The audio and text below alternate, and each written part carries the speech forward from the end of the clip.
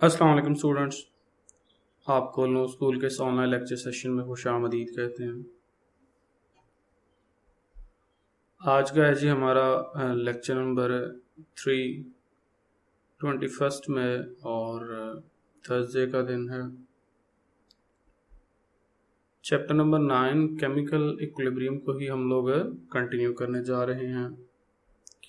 Recall कर लेते हैं कि लास्ट लेक्चर में हम लोगों ने क्या पढ़ा था। लास्ट लेक्चर में पढ़ा था dynamic equilibrium state, difference between forward and reverse reaction, और लास्ट पे पढ़ा था macroscopic characteristics of dynamic equilibrium.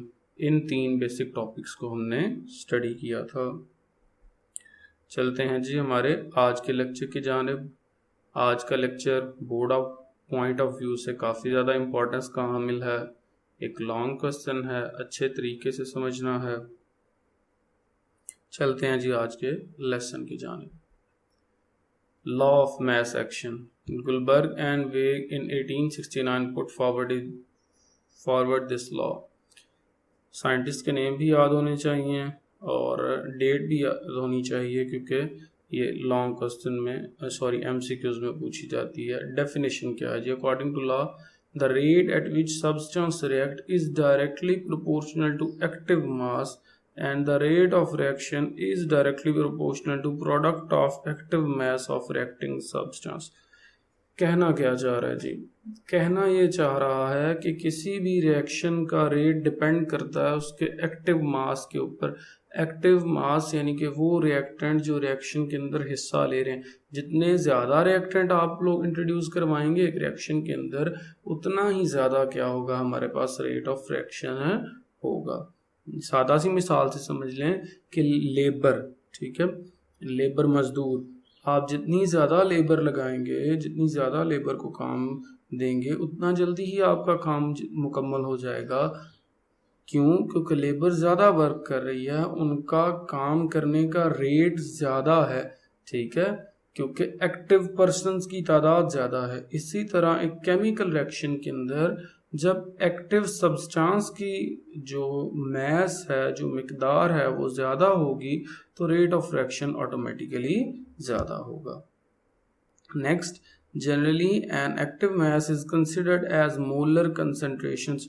Molar concentrations के अंदर लिया जाता है जी एक्टिव मैसेस को।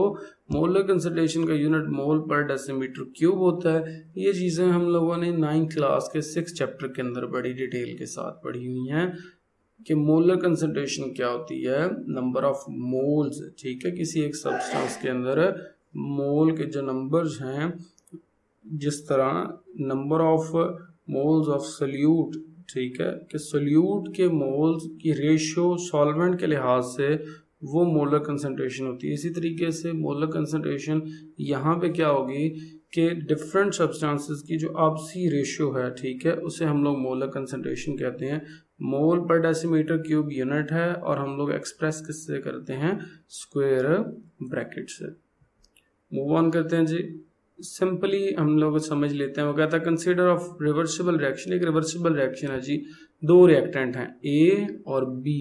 ए और बी रिएक्ट कर रहे हैं और प्रोडक्ट क्या बन रहे हैं? सी और डी, ठीक है जी। Suppose A B C D are molar concentration of A B C and D, ठीक है, ये उनकी मोलर कंसंट्रेशंस है respectively according to law of mass action. Law of mass action क्या कहता है? Rate of reaction is directly proportional to concentration. यहाँ पे रेट ऑफ फॉरवर्ड रिएक्शन निकाला है तो rate of forward reaction directly proportional होगा रिएक्टेंट की कंसंट्रेशन से, ए और बी से। इस साइन को हम लोग क्या कहते हैं? Proportionality sign. जैसे प्रोपोर्शनैलिटी साइन खत्म करेंगे, कांस्टेंट लगाना पड़ेगा और फॉरवर्ड रिएक्शन का कांस्टेंट है के एफ, तो के एफ इक्वल होगा ए और बी के, ठीक है जी। Similarly rate of reverse reaction जो है वो डायरेक्टली प्रोपोर्शनल होगा प्रोडक्ट की कंसंट्रेशन यानी सी और डी की कंसंट्रेशन से।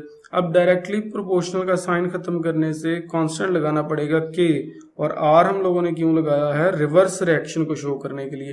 तो के आर रिवर्स रिएक्शन का कांस्टेंट होगा जो कि इक्वल होगा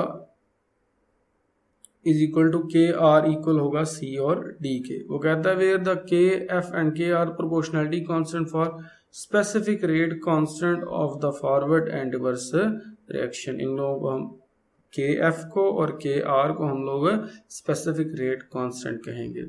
नेक्स्ट मूव ऑन करते हैं। एट इक्विलिब्रियम स्टेट, आपको पता है इक्विलिब्रियम पे फॉरवर्ड रेट का रिएक्शन और इसी तरीके से रिवर्स रिएक्शन का जो रेट है वो इक्वल होते हैं। फॉरवर्ड और रिवर्स रिएक्शन के रेट्स इक्वल होते हैं। Rate of forward reaction equal था के एफ ए इंटू बी के और rate of reverse reaction equal था के आर सी इंटू डी के। अब के आर मल्टीप्लाई हो रहा है, इक्वल की दूसरी तरफ जाएगा तो डिवाइड हो जाएगा, के एफ बाय के आर वैल्यू आ जाएगी। इसी तरीके से ए और बी यहाँ पे मल्टीप्लाई हो रहे हैं, इक्वल की दूसरी जानिब जब इनको लेके जाएंगे तो ये डिवाइड हो जाएंगे, सी डी और ए बी आ जाएगा। ठीक है, अब के एफ बाय के आर यानी कि फॉरवर्ड रिएक्शन का जो स्पेसिफिक कांस्टेंट है उसकी अगर रेशियो ली जाए फॉरवर्ड रिएक्शन और रिवर्स रिएक्शन के लिए तो वो आती है के सी के इक्वल, इक्विलिब्रियम कांस्टेंट के इक्वल। के C is the equilibrium constant, के C is equal to K F bye के आर, तो हम के एफ बाय के आर की जगह के सी भी इंट्रोड्यूस कर सकते हैं। K C is equal to C D और A B. Law of mass action describe the relationship between active mass of reactant and rate of reaction. Law of mass action की final form हमारे पास है आ चुकी है। Law of mass action use कहाँ पे होता है वो आगे एक एग्जांपल आएगी तो फिर हम उससे इंशाल्लाह समझेंगे। Next, derivation of the expression for equilibrium constant for general reaction. एक जनरल रिएक्शन ले लेते हैं, वो कहता है law of mass action apply करें। ये ए रिएक्टेंट है, बी रिएक्टेंट है, सी रिएक्टेंट है और डी रिएक्टेंट है। जो कैपिटल वर्ड्स हैं वो रिएक्टेंट हैं, जो स्मॉलर वर्ड्स हैं वो नंबर ऑफ मोल्स को शो करें। वो किसको शो करें? नंबर ऑफ मोल्स को। दोबारा से सेम डेफिनेशन आई है, हम लोग यहाँ पे आते हैं जी। Rate of forward reaction equal होगा आर एफ, यानी rate of forward reaction directly proportional होगा ए, एक्सपोनेंट में हम लोग लिखेंगे नंबर ऑफ मोल्स। जो भी नंबर ऑफ मोल्स होंगे रिएक्टेंट के हों या चाहे प्रोडक्ट के हों वो हमेशा कहाँ पे लिखेंगे? एक्सपोनेंट पे। इसी तरीके से बी के मोल्स भी कहाँ पे लिखेंगे? एक्सपोनेंट में। ये बात याद रखनी है कि मोल्स जो हैं उनको हम लोग एक्सपोनेंट में पावर में लिख देते हैं। ठीक है, अब प्रोपोर्शनैलिटी साइन खत्म करेंगे तो क्या लगाना पड़ेगा? प्रोपोर्शनैलिटी कांस्टेंट के एफ लगाना पड़ेगा। R F is equal to K F A into B. ठीक है जी। इसी तरीके से हमारे पास रिवर्स रिएक्शन आ जाएगा। Rate of reverse reaction directly proportional to C, उसकी मोलर कंसंट्रेशन, डी और डी की मोलर कंसंट्रेशन। डायरेक्टली प्रोपोर्शनल का साइन खत्म करेंगे, क्या लगाना पड़ेगा? कांस्टेंट के आर। अब वो कहता है कि जी इक्विलिब्रियम स्टेट के ऊपर रेट ऑफ फॉरवर्ड रिएक्शन और rate of reverse reaction equal होते हैं, यानी आर एफ इक्वल होता है आर के। आर एफ की वैल्यू के एफ ए इंटू बी हमने पहले मालूम कर ली है।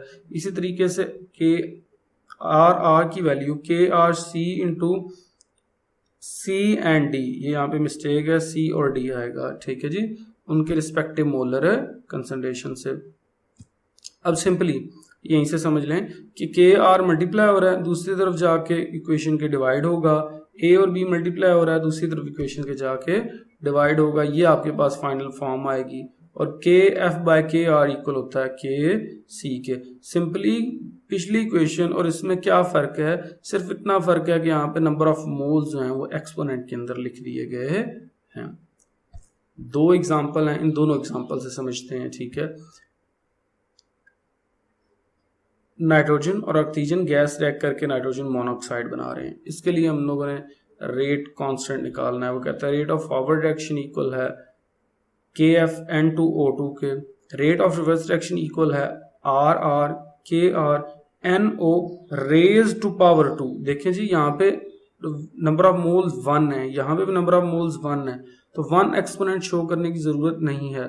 लेकिन यहाँ पे नंबर ऑफ मोल्स कितने हैं नाइट्रोजन मोनोऑक्साइड के लिए? 2 हैं, तो यहाँ पे अब हमें एक्सपोनेंट शो करने की जरूरत है। उम्मीद है कि आपको ये बात समझ आई होगी। अब देखें जी, हमेशा प्रोडक्ट ऊपर लिखते हैं, ठीक है, और रिएक्टेंट हमारे पास नीचे आते हैं। जिस तरह हम लोगों ने पहली इक्वेशन यहाँ पे आए जी, ये जो हमने इक्वेशन सारी सॉल्व की थी यहाँ से स्टार्ट लिया। ठीक है, पहले फॉरवर्ड रिएक्शन का रेट निकाला, फिर रिवर्स रिएक्शन का रेट निकाला, दोनों को इक्वल रखा, ये मल्टीप्लाई हो रहा था, डिवाइड हुआ, रिएक्टेंट की कंसंट्रेशन मल्टीप्लाई हो रही थी, इधर आके डिवाइड हुई।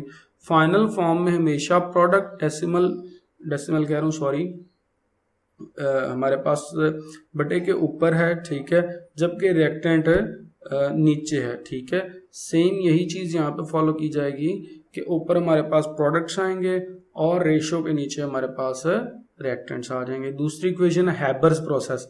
ये हैबर्स प्रोसेस की इक्वेशन है, ठीक है, कि नाइट्रोजन और हाइड्रोजन गैस रिएक्ट करके अमोनिया बना रहे हैं, ठीक है जी।